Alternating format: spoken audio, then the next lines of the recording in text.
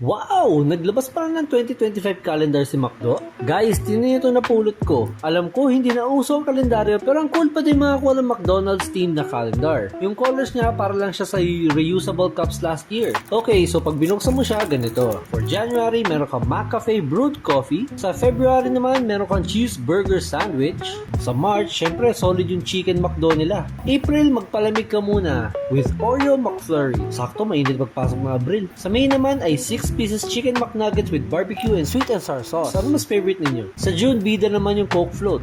July naman, may double cheeseburger. Sarap! Tapos sa August, may Mac Spaghetti. Sa September, may Big Mac. October naman, may Burger McDo at regular drinks tayo. November, yung favorite natin na Iced Coffee Original. And lastly, sa December, nandito yung favorite ng lahat, yung French fries! By the way, may preview din pala ng 2026 calendar sa likod. Hanggang sa muli, papara papi!